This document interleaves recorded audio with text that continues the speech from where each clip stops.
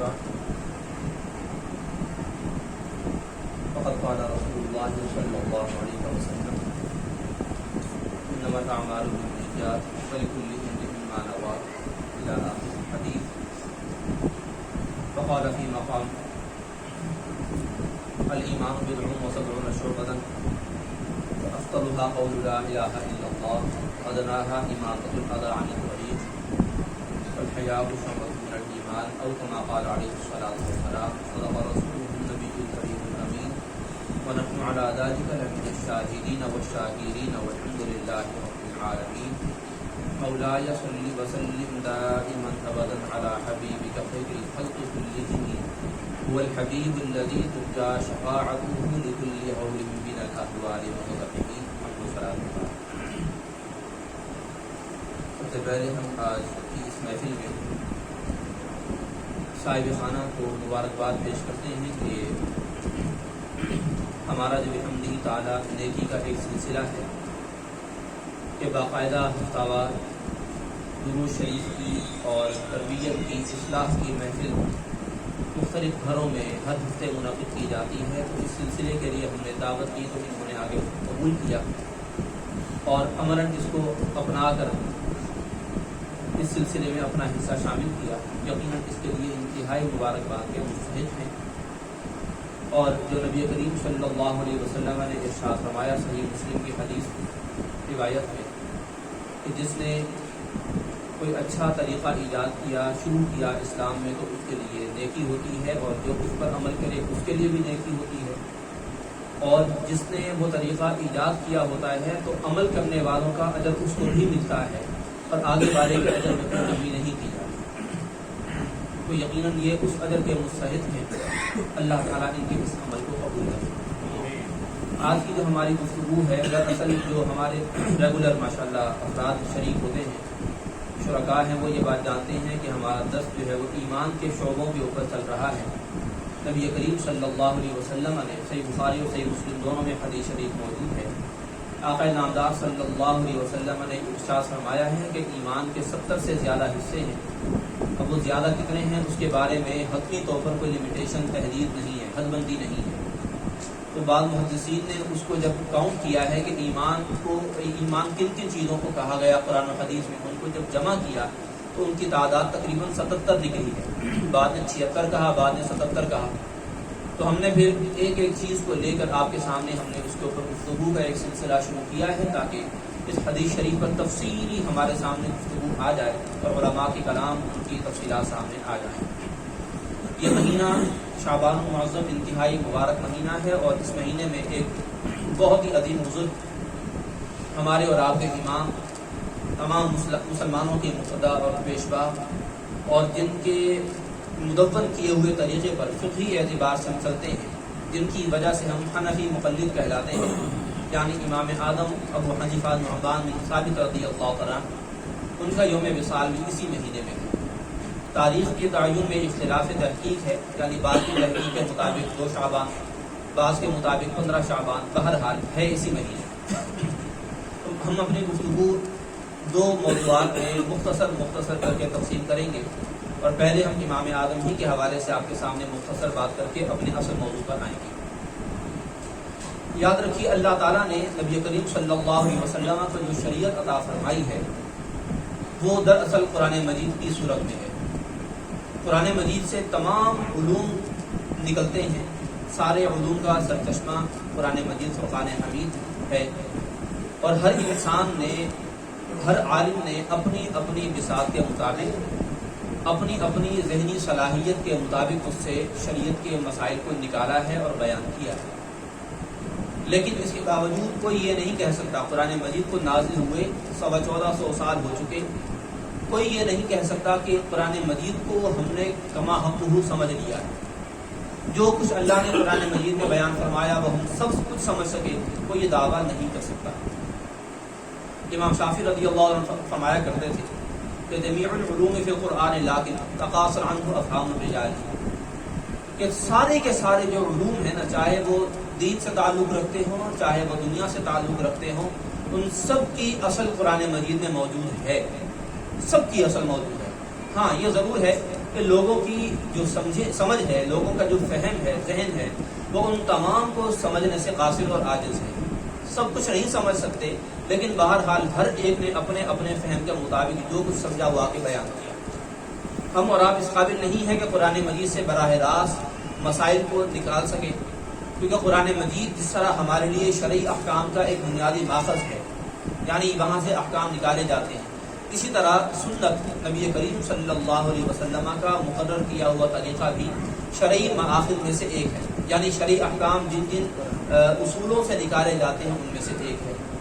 اب وہ ساری سنتیں کتنی ہیں، ان کی تعداد کا تعین کرنا یہ بھی انتہائی مشکل کام ہے، اور پھر ان سے کس طرح شرعی احکام نکالے جائیں گے، سمجھے جائیں گے، آگے بیان کیے جائیں گے، یہ ہر ایک کے بس کی بات نہیں ہے۔ علماء کا ٹاپک ہے، لیکن آپ کو ہم کوشش کر رہے ہیں سمجھانے کی کہ اصل میں امام آدم کا کارنامہ کیا ہے، اور امام آدم کیوں بنے، یہ تقلید کیا ہوتی ہے، مختصر آپ کے سامنے عرض کر رہے ہیں۔ تو اللہ تعالیٰ نے جن لوگوں کو صلاحیت عطا فرمائی، انہوں نے قرآن و حدیث یا قرآن و سنت سے شرعی احکام کو نکالا اور پھر آپس میں ان کی تطبیق دی، اور پھر ان کے ذریعے لوگوں کو آگے ان کی اصلاح کی، لوگوں کو بیان کیا کہ قرآن ہم سے کیا چاہ رہا ہے، سنت ہم سے کیا چاہ رہی ہے اور کس انداز سے چاہ رہی ہے، کیا کیا شرعی حکم ہمیں بتا رہے ہیں، کیا کیا کن کن باتوں سے ہمیں روک رہے ہیں، کن کن باتوں کا حکم دے رہے ہیں، یعنی قرآن و حدیث۔ یہ ساری باتیں مخصوص افراد ہی بتا سکتے ہیں، ہر کوئی نہیں بتا سکتا۔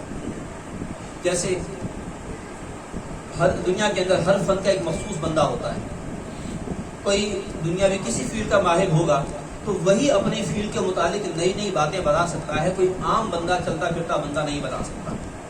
اسی طرح اللہ تعالیٰ نے قرآن و حدیث کے سمجھنے والے، قرآن و حدیث کے ماہرین مخصوص افراد پیدا فرمائے ہیں، ہر کوئی نہیں ہے، ہر کوئی ان کے متعلق گفتگو نہیں کر سکتا۔ ہاں یہ ضرور ہے کہ ان کی باتیں سن کے آگے بیان کی جا سکتی ہیں، جیسے کہ عام علماء یہی کرتے ہیں کہ علماء کی، مجتہدین کی، فقہاء محدثین کی باتیں پڑھ کے سن کے آگے بیان کرتے ہیں کہ جی فلاں محدث نے، فلاں عالم نے، فلاں امام نے، فلاں فقیہ نے یہ بات بیان کی۔ کیوں؟ کیونکہ ان کی یہ صلاحیت اور اہلیت تھی، ایبلٹی تھی کہ وہ قرآن و حدیث سے براہ راست صحیح احکام نکال سکتے ہیں۔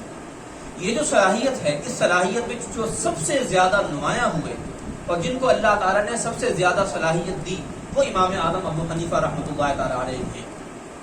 امام اعظم یعنی سب سے بڑے امام، اور یاد رکھیے کہ امام اعظم کہنا در حقیقت نبی کریم صلی اللہ علیہ وسلم یا کسی صحابی کے مقابل نہیں ہے، یعنی کسی کے ذہن میں یہ سوال ہو کہ امام اعظم تو نبی کریم صلی اللہ علیہ وسلم ہیں، سب سے بڑے امام ہیں، یا اگر ہم ان کی بات نہ کریں، ان سے تقابل تو کسی کا نہیں بن سکتا، تو سب سے بڑے جو ہیں ابو بکر صدیق ہیں، مولا علی ہیں، عمر فاروق ہیں، عثمان غنی ہیں، سب سے بڑے امام تو وہ ہیں، ان کو امام اعظم کیوں کہا گیا؟ یاد رکھیے اگرچہ وہ امام اعظم اپنے اپنے مقام پر ہیں، لیکن یاد رکھیے جب یہ الفاظ دیے جاتے ہیں تو اس کے اندر جس کو لقب دیا جا رہا ہے اس کا زمانہ اور اس کے بعد والوں کا زمانہ دیکھا جا رہا ہوتا ہے۔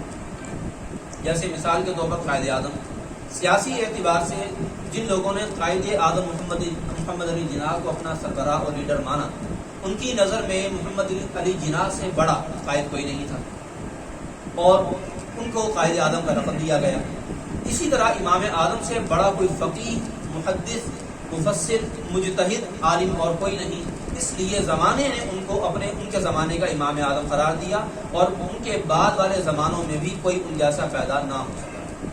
ہاں ان کی مثل آئے کہ جی فلاں عالم کے اندر وہی اہلیت اور صلاحیت جو امام اعظم جیسی ہے، امام اعظم جیسی ہے لیکن ان کے برابر کے نہیں ہے۔ امام اعظم اس وجہ سے کہا جاتا ہے کہ وہ سب سے بڑے امام ہیں، اس اصطلاح کا اصل مطلب یہ ہے، یعنی کسی کا اس میں پہلے والوں سے تقابل نہیں۔ امام اعظم رضی اللہ تعالیٰ چاروں ائمہ جو مشہور امام ہیں مجتہد، یعنی امام اعظم ابو حنیفہ، امام مالک، امام شافعی، امام احمد بن حنبل، ان چاروں اماموں میں امام اعظم واحد امام ہے کہ جو تابعی ہیں، یعنی انہوں نے صحابہ کرام علیہم رضوان کی زیارت کی ہے، اور واحد یہ امام ہیں چاروں اماموں میں کہ جنہوں نے باقاعدہ صحابہ کرام سے روایت بھی لی ہے۔ یہ واحد امام ہیں چاروں اماموں میں کہ ان کے اور نبی کریم صلی اللہ علیہ وسلم کے درمیان صرف ایک واسطہ ہے، وہ صحابی کا ہے۔ باقی جتنے امام مالک ہیں، امام شافعی، امام احمد بن حنبل، ان حضرات کے اور نبی کریم صلی اللہ علیہ وسلم کے درمیان کم سے کم بھی دو افراد کا فاصلہ ہے، واسطہ موجود ہے، کم سے کم بھی دو افراد کا۔ تو امام اعظم کو اللہ تعالیٰ نے یہ فضیلت عطا فرمائی ہے کہ نبی کریم صلی اللہ علیہ وسلم کے ان چاروں اماموں میں سب سے زیادہ قریب یہی ہے، اور یہ وہ ہیں کہ جن کو اللہ تعالیٰ نے یہ سعادت اور موقع اور اعزاز عطا فرمایا کہ انہوں نے ان دو عظیم صحابہ کرام علیہ رضوان سے علم حاصل کیا، یعنی ان کے شجرہ علمی سے علم حاصل کیا کہ جو اوروں کا نصیب نہ ہو سکا۔ علماء نے بیان کیا ہے کہ جو علوم نبوی ہیں، آپ علیہ الصلوۃ والسلام کے جو علوم ہیں، ان کا خلاصہ اور نچوڑ 6 صحابہ کرام ہیں، 4 تو خلفائے راشدین ہیں، ایک حضرت عبداللہ بن مسعود رضی اللہ تعالیٰ عنہ میں، اور ایک مختلف روایات ہیں، بعد نے حضرت ابو موسیٰ اشعری کو کہا، بعد نے حضرت زید بن ثابت کو کہا، بعد نے حضرت ابی بن کعب کو کہا رضی اللہ تعالیٰ عنہم اجمعین۔ یہ 6 صحابہ کرام ہیں کہ جن میں آپ علیہ الصلوۃ والسلام کے علوم کا نچوڑ خلاصہ موجود ہے۔ پھر یہ جو 6 صحابہ کرام کا علم ہے، ان 6 کے 6 صحابہ کرام کا علم نچوڑ کر خلاصہ ہو کر 2 صحابہ کرام میں آتا ہے، اور وہ ہیں حضرت مولا علی رضی اللہ تعالیٰ اور حضرت عبداللہ بن مسعود رضی اللہ تعالیٰ۔ یہ 2 صحابہ ہیں کہ جن کے اندر علوم نبویہ کا خلاصہ اور نچوڑ شامل ان کے اندر آتا ہے، اور یہ دونوں کے دونوں ہستیاں وہ ہیں کہ جو کوفہ میں موجود تھیں۔ مولا علی رضی اللہ تعالیٰ جب اللہ تعالیٰ نے آپ کو خلافت کا موقع عطا فرمایا تو آپ نے کوفہ کو اپنا دارالخلافہ قرار دیا، آپ وہاں پر موجود، آپ وہاں تشریف لائے۔ وہاں پہلے سے عبداللہ بن مسعود خود موجود تھے جن کو حضرت عمر نے بھیجا تھا، اور یہ عبداللہ بن مسعود وہ ہیں کہ عمر فاروق ان کے بارے میں فرماتے تھے، اہل کوفہ نے جب خط لکھا نا کہ جی ہم بڑے پریشان ہیں، ہمارے پاس کوئی عالم نہیں ہے جو شریعت کے مسائل ہمیں بتائے، ہمیں نماز روزے کے مسائل بتائے، نماز روزہ سکھائے، تو آپ کو ایسے میں عالم دیجیے، ہمارے پاس بھیجے کہ ہم ان سے مسئلے مسائل سیکھ سکیں۔ انہوں نے حضرت عبداللہ بن مسعود کو روانہ کیا اور ان کے ساتھ یہ خط لکھ کر بھیجا کہ ہم نے تمہارے اوپر عبداللہ بن مسعود کو قربان کر دیا، ہم نے قربانی دی ہے تمہارے لیے عبداللہ بن مسعود کو تمہارے پاس بھیج کر۔ یہ وہ عالم ہیں کہ عمر فاروق بھی ان کے لیے اتنے شدائی تھے کہ یہ ہمارے پاس رہیں، لیکن چونکہ دین کا معاملہ تھا اس لیے ان کو بھیجا ترجیح کی وجہ سے۔ یہ وہ عالم ہیں، یہ وہ عالم ہیں، اور یہ وہ نبی کریم صلی اللہ علیہ وسلم کے خادم ہیں کہ یہ آپ علیہ الصلوۃ والسلام کے ہمراہ رہے، اور ایک گنتی کے اکا دکا ان افراد میں شامل ہیں کہ جن کو نبی کریم صلی اللہ علیہ وسلم کے کاشان اقدس میں ہر وقت آنے اور جانے، بلا اجازت، بلا روک ٹوک آنے اور جانے کی اجازت تھی۔ باقی صحابہ کرام کو اجازت لینا پڑتی تھی، ان کو اجازت لینے کی حاجت نہیں تھی۔ یہ وہ آپ علیہ الصلوۃ والسلام کے قریبی خادم اور نبی کریم صلی اللہ علیہ وسلم کے نعلین شریف سیدھے کرنے والے ہیں، یہ وہ صحابی ہیں۔ امام اعظم رضی اللہ عنہ کی جو اساتذہ کا سلسلہ ہے، یعنی ان سے اوپر امام حماد ہیں، ان سے اوپر امام ابراہیم نخعی ہیں، ان سے اوپر امام فقیہ جو ہیں وہ لیسی ہیں، ان کا نام بھی ذہن سے نکل رہا ہے، عمر بن وقاص ہے یا ان کا کوئی بارہ نام ہے ذہن سے نکل رہا ہے۔ اس طرح پھر حضرت عمر سے بھی جا کے ان کا سلسلہ بھی ملتا ہے، عبداللہ بن مسعود سے بھی ملتا ہے، حضرت علی سے بھی ملتا ہے، اور یہ ساری وہ ہستیاں ہیں کہ جن کے اندر علوم نبویہ کا خلاصہ اور نچوڑ موجود ہے، یہ وہ ہے۔ تو امام اعظم رضی اللہ عنہ کو یہ سارا علم ان کے واسطے سے حاصل ہوا ہے، کیونکہ دیگر جتنے امام ہیں ان کو علم ان واسطوں سے حاصل نہیں ہوا، دیگر ذرائع سے علم حاصل ہوا ہے، دیگر ہستیوں سے علم حاصل ہوا ہے، اور ان کا علمی مقام وہ مقام نہیں ہے جو کہ امام اعظم کے ان اساتذہ کا ہے۔ عقل کا یہ عالم تھا، برجستہ جواب دیا کرتے تھے، یعنی کوئی بھی آپ کے سامنے علمی سوال آتا، کوئی بھی بات آپ کے سامنے پیش کر دی جاتی، آپ فوراً اس سوال کا جواب دے دیا کرتے تھے، اور بہت کم ایسے مواقع آئے ہیں کہ جن میں آپ نے یہ کہا ہو کہ لا ادری، میں نہیں جانتا۔ آپ کی حاضر جوابی کے بارے میں ایک بڑا مشہور واقعہ جو علماء نے نقل کیا وہ یہ ہے کہ ایک مرتبہ آپ کی گفتگو ہوگی دہریوں سے، ایتھیسٹ ملحد جو خدا کا انکار کرتے ہیں، زمانے کو ہر سب کچھ سمجھتے ہیں کہ یہ سب کچھ خود ہی ہو رہا ہے، کوئی کرنے والا نہیں ہے، کوئی بنانے والا نہیں، کوئی پیدا کرنے والا نہیں، کوئی موت دینے والا نہیں، اور یہ بس سارے جو مر رہے ہیں خود بخود مرے جا رہے ہیں، ان کا وقت پورا ہوتا مر جاتے ہیں، خدا کا انکار کرتے ہیں۔ تو بہرحال امام اعظم نے ایک مخصوص وقت ان کے لیے مقرر کر دیا کہ آپ فلاں وقت فلاں جگہ پر آپ پہنچ جائیں، انشاءاللہ وہاں آپ سے ملاقات ہوگی، وہاں پر آپ سے اس موضوع پر بات ہوگی۔ وہ لوگ اپنے وقت پر پہنچ گئے، امام اعظم رضی اللہ تعالیٰ کو پہنچنے میں کچھ تاخیر ہو گئی، دیر ہو گئی، لیٹ پہنچے۔ جب پہنچے وہ لوگ پہلے سے وہاں موجود تھے، ان لوگوں نے کہا کہ آپ عجیب ہیں، آپ دنیا والوں کے امام ہیں، لوگ آپ کو عالم کہتے ہیں، امام اپنا مانتے ہیں، اور آپ کا عالم یہ ہے کہ آپ جو اتنی دیر سے پہنچ رہے ہیں، وقت پہ آپ نہیں پہنچے۔ تو انہوں نے کہا کہ آپ کی بات درست ہے۔ امام اعظم نے ان کو جواب دیا کہ ہاں تمہاری بات درست ہے، صحیح کہہ رہے ہو کہ مجھے وقت کی قدر کرنی چاہیے تھی، وقت کی پابندی کرنی چاہیے تھی، لیکن میں نہیں پہنچ سکا۔ لیکن بات وہی ہے کہ کوئی تاخیر تو کچھ باعث تاخیر بھی تھا، آپ آتے تھے مگر کوئی عناگیر بھی تھا. میں خود آ رہا تھا لیکن کوئی مسئلہ بن گیا جس کی وجہ سے میں نہ آ سکا. اچھا کیا مسئلہ تھا؟ کہتے ہیں کہ میں جب آ رہا تھا تو راستے میں ایک بڑی نہر پڑتی ہے، یہاں آنے کے لیے اس کو پار کرنا پڑتا ہے، پار کرنے کے لیے کشتی چاہیے. جب میں کنارے پر پہنچا تو میں نے دیکھا کہ وہاں پر کشتی نہیں ہے، گئی ہوئی تھی کچھ مسافروں کو لے کر. اب میں انتظار میں تھا کہ وہ واپس آئے تو میں سوار ہوں تمہارے پاس آؤں. یکایک اچانک میں نے دیکھا اس نہر کے کنارے پر کافی سارے درخت تھے. یکایک میں نے دیکھا کہ ایک درخت خود بخود گر پڑا وہاں پر، خود بخود زمین سے اکھڑا گر پڑا وہاں پر، اور خود بخود اس کے وہ کٹنے لگا، اس کے تختے بننے لگے اور تختے بن کر پھر آپس میں وہ جڑنے لگے اور وہ ایک مکمل کشتی خود بخود بن کر تیار ہو گئی اور وہ خود بخود جو ہے وہ پانی میں آ گئی. پھر میں اس میں بیٹھا اور یہاں پر تمہارے پاس پہنچا. اب جب ان لوگوں نے یہ سنا تو انہوں نے وہ ہنس کر طنز کرنے لگے، مذاق اڑانے لگے کہ آپ کمال بات کرتے ہیں، آپ امام ہیں، آپ عالم ہیں، کیسی آپ بچکانہ باتیں کر رہے ہیں، کیسی عجیب باتیں کر رہے ہیں، ایسا کیسے ہو سکتا ہے؟ بغیر بنانے والے کے کشتی بن گئی، یہ کیسے ہو سکتا ہے؟ کوئی نہ کوئی بنانے والا ہوگا، درخت کو گرانے والا کوئی ہوگا، کاٹنے والا، جوڑنے والا، اس کو پانی کا پلانے والا کوئی تو ہوگا. یہ کہ آپ کیسی بات کر رہے ہیں؟ امام اعظم نے فرمایا کہ اس سے بڑی اور عجیب بات تو تم کرتے ہو، خود مان رہے ہو کہ ایک کشتی بغیر بنانے والے کے نہیں بن سکتی، تو یہ کیسے ممکن ہے کہ اتنی بڑی کائنات بغیر بنانے والے کے بن جائے؟ امام اعظم نے فوراً موقع پر برجستہ ان کو یہ جواب عطا فرمایا. جواب سنا خاموش ہو گیا کہ ہاں بات تو واقعی عقل کو لگتی ہے کہ بغیر بنانے والے کی اتنی بڑی کائنات کیسے بن جاتی ہے. بگ بینگ تھیوری کے بارے میں لوگ اتنی بڑی باتیں کرتے ہیں اور کہتے ہیں کہ از خود یہ دھماکہ ہوا اور از خود یہ ساری کی ساری وجود میں آ گئی. اگرچہ بگ بینگ ثابت ہے، قرآن مجید سے ثابت ہے. اللہ تعالیٰ نے 17ویں سپارے میں ارشاد فرمایا ہے کہ کیا تم نے نہ دیکھا کہ ہم نے ایک پہلے زمین، یہ دنیا کچھ نہیں تھی، ہم نے اچانک ایک دھماکہ کروایا اور اس کے نتیجے میں یہ چیزیں وجود میں آئیں. ایک چھوٹا سا پٹاخہ جو ہے وہ بغیر چلانے والے پھاڑنے والے کے نہیں پھٹتا، یہ نہیں چلتا. اتنا بڑا دھماکہ بغیر کرنے والے کے کیسے ہو سکتا ہے؟ یہ قرآن سے ثابت ہے. امام اعظم نے اسی وجہ سے یہ استدلال کر کے ان کو سمجھایا.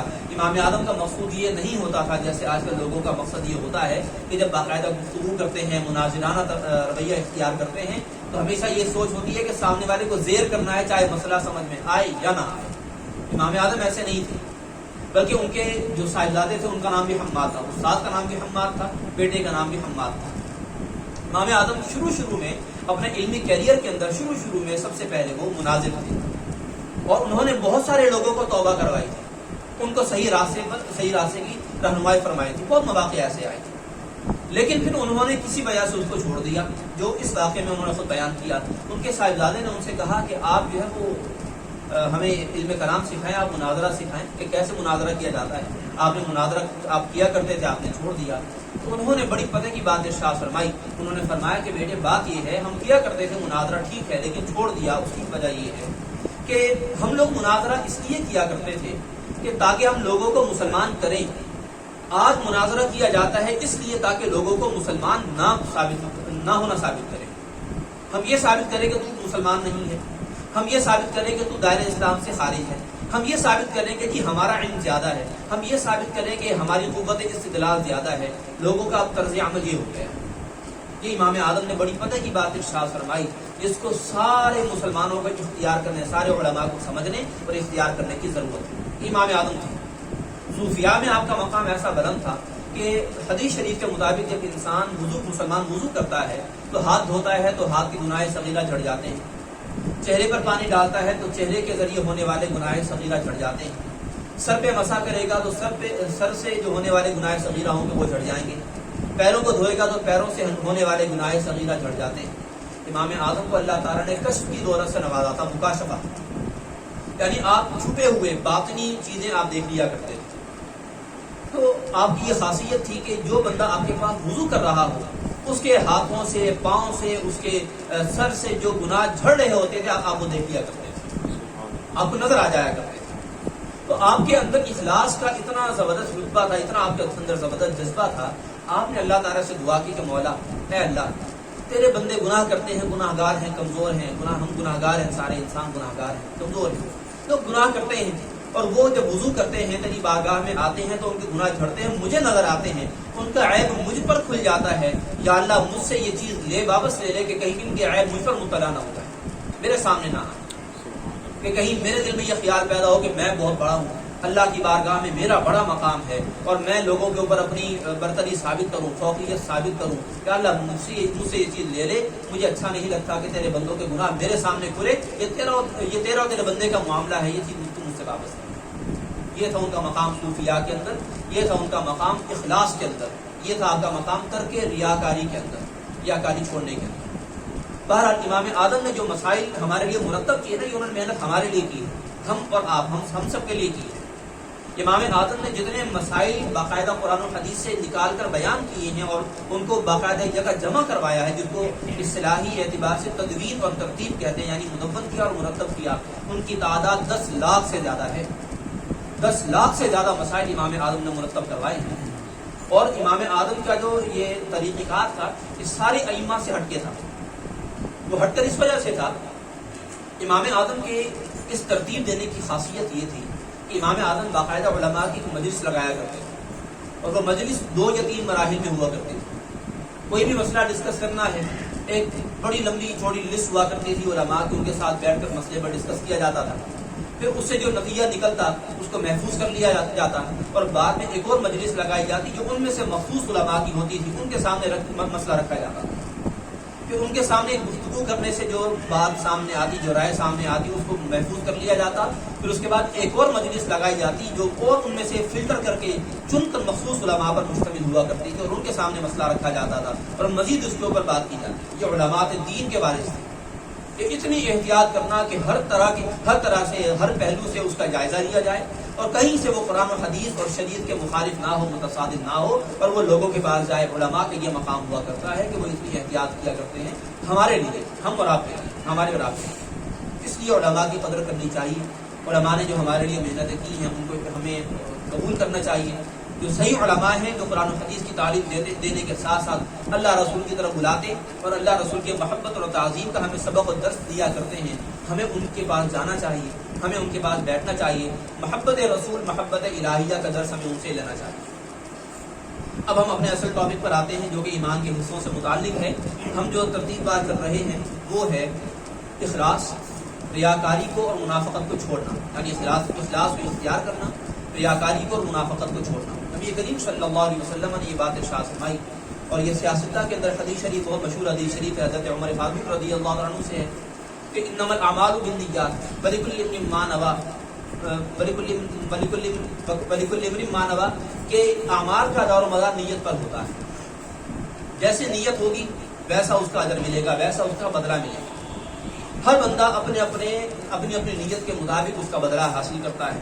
فمن كانت هجرته الى الله ورسوله فهجرته الى الله ورسوله، تو جو بندہ ہجرت کرے، اتنا مشکل کام ہے کہ ایک جگہ کو چھوڑ کر، ایک ماحول کو چھوڑ کر، ایک فضا کو چھوڑ کر وہاں سے وہ کسی دوسری جگہ ہجرت کرتا ہے اللہ رسول کے لیے، اپنا سب کچھ گھر بار چھوڑ کر جاتا ہے۔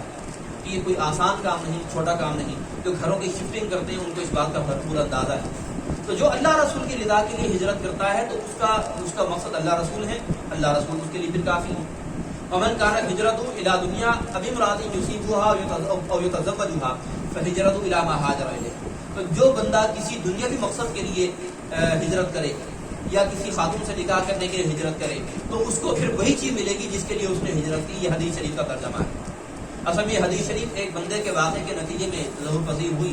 ہوا یہ تھا کہ ایک بندے نے ایک دوسرے شہر میں ہجرت کر لی، کیونکہ وہ ایک خاتون سے اس کا قلبی تعلق ہو گیا تھا، بہت زیادہ اس کے جذبات وابستگی ہو گئی تھی۔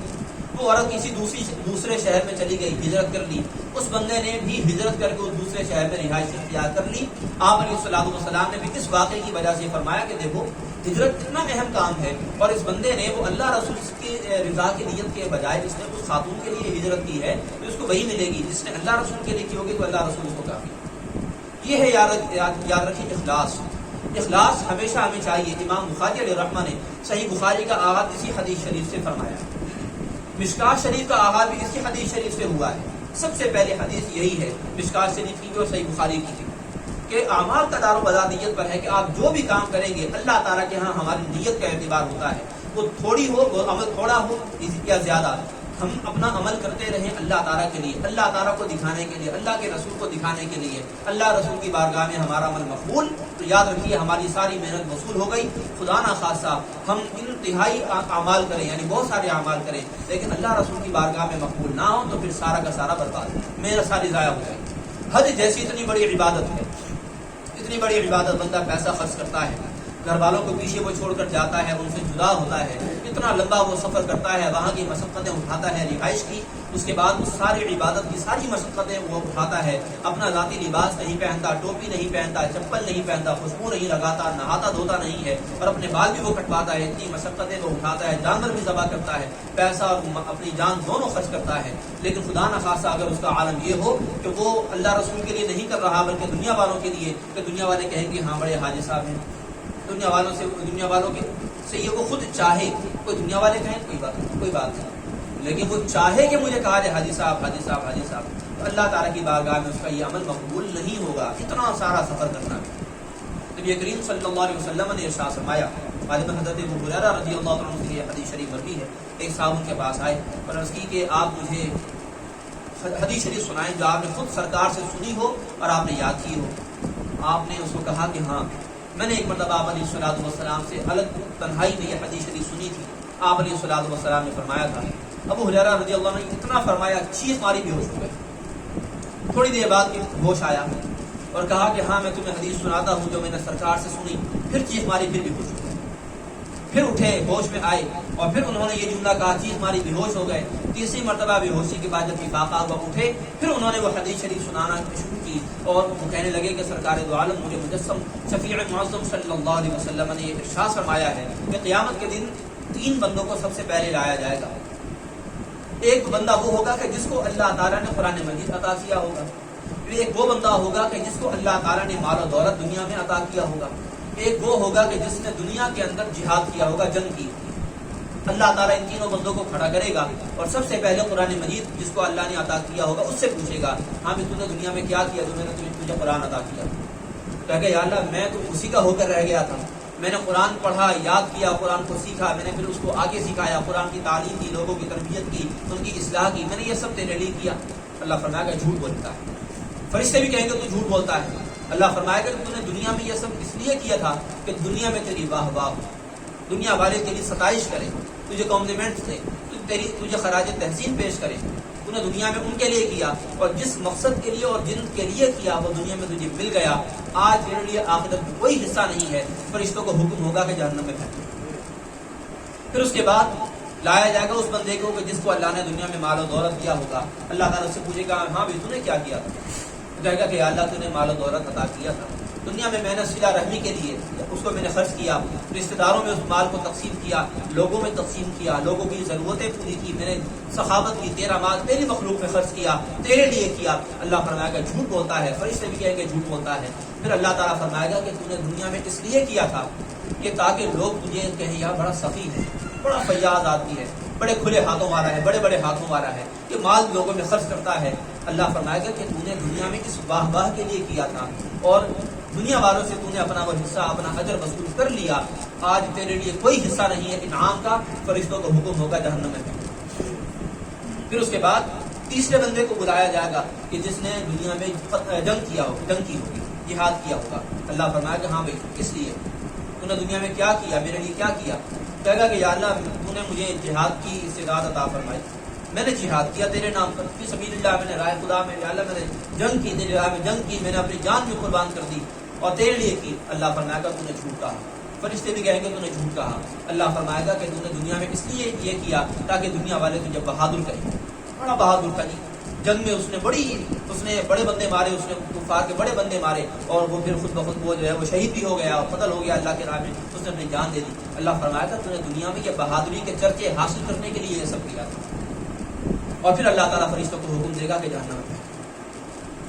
یہ دیکھیے کہ شہید کا کتنا بڑا رتبہ ہے، شہید کا رتبہ اتنا بڑا ہے کہ قیامت کے دن ان کو ایک اعزازی کرسی دی جائے گی کہ جو انتہائی اونچی ہوگی۔ انبیاء اور صالحین یہ دیکھیں لوگ ایسے جب شہداء کو دیکھیں گے کہ اتنے اونچے اونچے مراتب، اور یہ عالم بھی نہیں ہے، انہوں نے تو دنیا میں ایسی تبلیغ بھی نہیں کی، کوئی انہوں نے دنیا میں بڑے بڑے کام بھی نہیں کیے، تو یہ بندے ہیں کون؟ ان کو پتہ نہیں ہوگا کہ یہ شہید ہے۔ ان کو پتہ نہیں ہوگا، کہیں گے پتہ نہیں کون لوگ ہیں کہ ان کو اتنا بڑا رتبہ ملا کہ عام لوگوں سے اتنے زیادہ نمایاں ہیں. تو ان کو بتایا جائے گا کہ یہ وہ لوگ ہیں کہ جنہوں نے دنیا میں اللہ تعالیٰ کے لیے جہاد کیا تھا اور شہید ہو گئے. یہ وہ لوگ ہیں کہ جن کو اللہ تعالیٰ نے جب جہاد کی استطاعت عطا فرمائی تو یہ شہید ہوئے، انہوں نے جنگ کی، شہید ہو گئے. اور یہی وہ شہید ہیں جن کے لیے اللہ نے یہ وعدہ فرمایا ہے کہ شہید جب مرتا ہے تو بظاہر مر جاتا ہے، لیکن مرنے کے بعد اس کو اللہ زندگی بھی عطا فرماتا ہے. فلا تحسبن الذين قتلوا في سبيل الله امواتا بل احياء عند ربهم يرزقون. کہ جن کو اللہ کی راہ میں قتل کر دیا گیا تو ان کو مردہ شمار نہ کرو، مردہ نہ سمجھو، بلکہ وہ اپنے رب کے پاس زندہ ہیں اور ان کو رزق بھی دیا جاتا ہے. یہ وہ لوگ ہوں گے. اللہ تعالیٰ ایسے بڑے بڑے عمل کرنے والوں کو جہنم کا ایندھن بنا دے گا. اور حدیث شریف میں کہ یہ پہلے 3 وہ لوگ ہوں گے کہ جو جہنم کا ایندھن بنیں گے. پہلے 3 لوگ یہ ریاکاری کی وجہ سے کہ یہ جو اخلاص ہوتا ہے یہ اصل دولت ہے. اخلاص کی بنیاد پر ہونے والا ہر عمل اللہ کی بارگاہ میں قبول ہوتا ہے. نبی کریم صلی اللہ علیہ وسلم نے ارشاد فرمایا کہ ان اللہ لا ينظر الى صورکم واعمالکم ولا ينظر الى قلوبکم ونیاتکم او کما قال علیہ الصلوۃ والسلام. کہ اللہ تعالیٰ تمہاری شکلوں کو اور تمہارے عملوں کو نہیں دیکھتا، بلکہ اللہ تعالیٰ تمہارے دلوں اور تمہاری نیت کو دیکھتا ہے. اللہ کی بارگاہ میں قلت اور کثرت کا سوال نہیں ہوتا. اللہ کی بارگاہ میں معیار کی بات ہوتی ہے، نیتوں کی بات ہوتی ہے. آپ چاہے اللہ کی بارگاہ میں 1 روپیہ خرچ کریں یا آپ اللہ کی بارگاہ میں 1 لاکھ روپے خرچ کریں، اگر آپ کا اخلاص ہوگا تو آپ کا 1 روپیہ قبول ہو جائے گا، اخلاص نہیں ہوگا تو لاکھ روپے بھی رد ہو جائے گا. اور یہی وجہ ہے کہ ہمارے اور صحابہ کرام علیہ رضوان کے خرچ کرنے میں فرق ہوتا ہے کہ اگر صحابہ کرام علیہ رضوان میں سے کوئی ایک صحابی بھی اگر 1 مٹھی اللہ کی بارگاہ میں گندم جو ہے وہ صدقہ کر دے تو ہمارے احد پہاڑ جتنے سونے کو خرچ کرنے کے برابر نہیں ہو سکتا. اور ان کا خلوص کچھ ہے، ہمارا خلوص کچھ ہے. ان کا مرتبہ کچھ ہے، ہمارا مرتبہ کچھ ہے. اور آپ علیہ الصلوۃ والسلام نے یہ بھی ارشاد فرمایا احب الاعمال الی اللہ ادومها وان قل. اللہ کی بارگاہ میں سب سے زیادہ پسندیدہ عمل وہ ہوتا ہے کہ جو تھوڑا ہو لیکن مسلسل چلنے والا ہو، مسلسل ہونے والا ہو. اور یہ تبھی ہوگا کہ جب انسان کے اندر اخلاص ہوگا. اخلاص کے اندر انسان کے اندر جو وہ سچا جذبہ ہوگا کہ میں نے یہ کام کرنا ہے اور جاری و ساری رکھنا ہے. ہمارا الحمدللہ بھی جو باقاعدہ ہفتہ وار جو یہ سلسلہ ہوتا ہے الحمدللہ اخلاص ہی کے ساتھ شروع کیا گیا، اخلاص کے ساتھ چل رہا ہے. اور جو لوگ اس میں شریک ہیں اور ایک ماشاءاللہ نئے شریک اس میں ہمارے ساتھی بنے ہیں، یہ سب اخلاص کی وجہ سے ہے. آپ تمام حضرات جو اس سلسلے میں ابھی تک شریک نہ ہو پائے کسی بھی وجہ سے، وہ اگر اس میں اپنا حصہ شامل کرنا چاہیں وہ ضرور شامل ہوں. یاد رکھیے یہ اصلاح کی محفل ہوتی ہے. درود شریف پڑھنے کا مقصد صرف یہ ہے کہ ہم نبی کریم صلی اللہ علیہ وسلم کا قرب حاصل کریں، ان کا قرب حاصل کریں اور ان کی وجہ سے اللہ تعالیٰ کا قرب حاصل کر لیں. کیونکہ سرکار اللہ کے سب سے قریب ہیں، ہم سرکار کے قریب ہو گئے تو پھر انشاءاللہ ہم اللہ تعالیٰ کے قریب ہو جائیں گے. کہ سرکار سب سے بڑے وسیلہ ہیں، سرکار سب سے بڑا ذریعہ ہیں. اللہ تعالیٰ نے ہمیں وہی عطا فرمائے. وہی رب ہے جس نے تجھ کو ہمتن کرم بنایا، ہمیں بھیک مانگنے کو تیرا آستاں بتایا. اللہ نے فرمایا کہ سرکار کی بارگاہ میں آ جاؤ. ولو انہم ظلموا انفسهم جاءوک فاستغفروا اللہ واستغفر لهم الرسول لوجدوا اللہ توابا رحیما. کہ لوگ اگر ظلم کر بیٹھیں اپنے آپ پر یعنی گناہ کر بیٹھیں اور پھر اے اللہ کے حبیب، اے حبیب اگر وہ آپ کی بارگاہ میں آ جائیں چاہے تصور کر کے چاہے جسمانی طور پر اور پھر وہ اللہ سے استغفار کریں اور سرکار آپ بھی اللہ سے اس کے لیے استغفار کریں، پھر اللہ تعالیٰ کو وہ ضرور توبہ قبول فرمانے والا رحمت فرمانے والا پائیں گے. سرکار سب سے بڑا مقصود ہے کائنات کا. احادیث سے جو ثابت ہے ان کی سند پر کلام ہم نہیں کرتے، وہ ایک لمبا چیپٹر ہے، لیکن بہرحال وہ ثابت ہیں احادیث. لہٰذا ہمیں چاہیے کہ سرکار علیہ الصلوۃ والسلام سے اپنا تعلق بڑھائیں، مضبوط کریں. اس سلسلے کو ہم تمام دیں اور یہ ریاکاری سے ہم بچیں. ریاکاری کو صوفیاء نے شرک اکبر قرار دیا ہے کہ یہ بڑا شرک ہوتا ہے کہ انسان جو ہے وہ اللہ تعالیٰ کے لیے کیا جانے والا عمل دوسروں کو دکھانے کے لیے کرے. لہٰذا اس سے بچنا چاہیے. حضرت محبوب کائنات مولا علی رضی اللہ عنہ نے فرمایا ہے کہ انسان جب ریاکاری کرتا ہے تو اس کا علامات یہ ہوتی ہیں کہ جب تنہائی میں ہوتا ہے تو وہ سستی کرتا ہے. اذان ہو رہی ہے، گھر میں اکیلا بیٹھا ہوا ہے لیکن نماز پڑھنے کا دل نہیں کر رہا، کاہلی کر رہا ہے، سستی کر رہا ہے. لیکن اگر لوگوں کے سامنے بیٹھا ہوا ہے، مجمع میں بیٹھا ہوا ہے تو لوگوں کو دکھانے کے لیے کہے گا کہ چلو یہ نماز پڑھتے ہیں، چلو نماز پڑھتے ہیں. لیکن جب گھر بیٹھا ہوگا تو نماز پڑھتے ہوئے اس کو پریشانی ہوگی. یہ اس کی ریاکاری ہوگی، یہ اس کی منافقت ہوگی. یاد رکھیے قرآن مجید میں یہ اللہ نے منافقوں کی نشانی بیان فرمائی ہے کہ وَإِذَا قَامُوا إِلَى الصَّلَاةِ قَامُوا كُسَالَىٰ. کہ جب یہ نماز کے لیے کھڑے ہوتے ہیں تو بڑی سستی کے ساتھ کہ اللہ معاف فرمائے موت ان کو آ گئی ہے کہ نماز پڑھنے کا کہا گیا تو موت آ گئی ان کو، ایسے سستی سے کھڑے ہوتے ہیں. تو یہ اللہ تعالیٰ نے قرآن مجید میں ان لوگوں کی نشانی بتائی ہے، اس لیے ہمیں چاہیے کہ ہم ان جیسے طرز عمل سے اپنے آپ کو بچائیں، اور اسلام میں جو اللہ نے فرمایا کہ ادخلوا فی السلم کافہ، کہ اسلام میں پورے کے پورے داخل ہو جاؤ، ہم اس میں پورے کے پورے داخل ہو جائیں اور عملی اعتبار سے اپنے اوپر اسلام کو ضرور نافذ کریں۔ ہمارا دل جتنا مرضی اچھے عقائد کا حامل ہو، وہ اپنی جگہ اللہ کی بارگاہ میں اسی کے مطابق فیصلہ ہوگا۔ اللہ رسول کی محبت ہونی چاہیے، تعظیم ہونی چاہیے ضرور، لیکن اس کے ساتھ ساتھ اس تعظیم کے تقاضوں پر جب عمل کریں گے اللہ کی بارگاہ میں ہمارا ایمان کامل ہوگا۔ اللہ تعالیٰ سے دعا ہے کہ جو کچھ عادت آپ کے سامنے ہم نے عرض کیا ہے اللہ تعالیٰ قبول فرمائے، غلطی کوتاہی معاف فرمائے، اور اللہ تعالیٰ اس سلسلے کو دوام عطا فرمائے۔ وما علیہ الا البلاغ۔